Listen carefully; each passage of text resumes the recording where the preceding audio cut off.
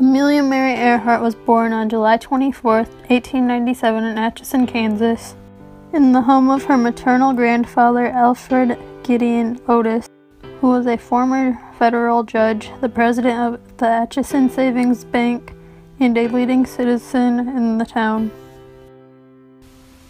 Earhart was the daughter of Samuel Edwin Stanton Earhart and Amelia Amy Otis. Earhart was named after her two grandmothers, Amelia Josephine Harris and Mary Wells Patton. Amelia had one sibling, her sister named Grace Muriel Earhart. Amelia was the second child of the marriage after an infant stillborn in August 1896.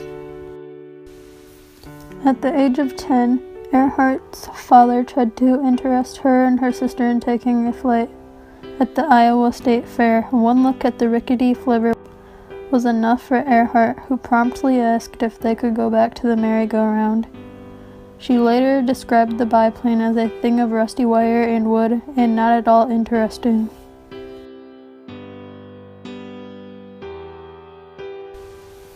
Amelia and Muriel remained with their grandparents in Atchison while their parents moved into smaller quarters in Des Moines.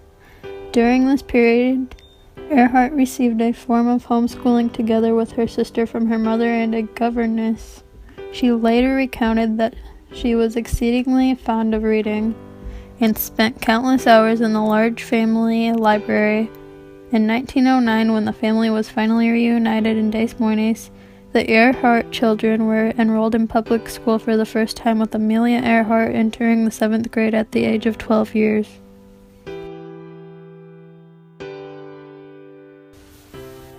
After a plane ride at an air show, Amelia decided that she wanted to learn how to fly.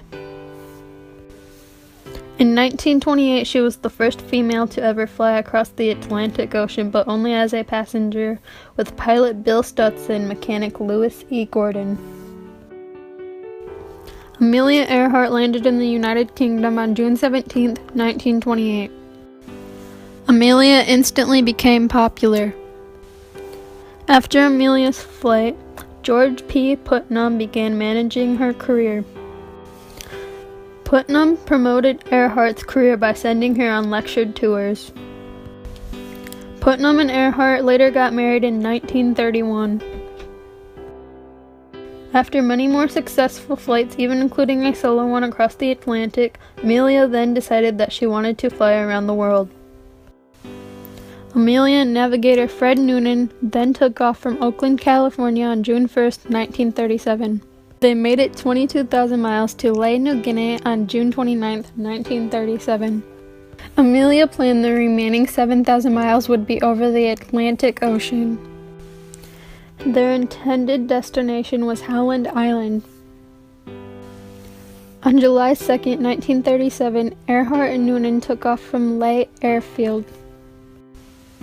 The last known location of Earhart and Noonan was near the Nuka Manu Islands, about 800 miles into the flight.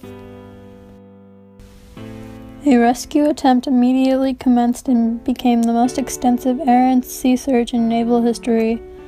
On July 19th, after spending $4 million and scoring 250,000 square miles of ocean, the United States government reluctantly called off the operation.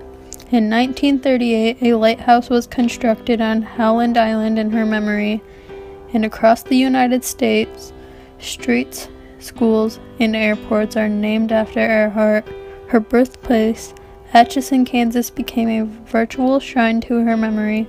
Amelia Earhart awards and scholarships are given out every year. Despite many theories, though no proof of Earhart's fate exists, there is no doubt, however, that the world will always remember Amelia Earhart for her courage, vision, and groundbreaking achievements, both in aviation and for women. In a letter to her husband written in case a dangerous flight proved to be her last, her brave spirit was clear. "Please know I am quite aware of the hazards," she said. "I want to do it because I want to do it. Women must try to do things as men have tried. When they fail, their failure must be but a challenge to others."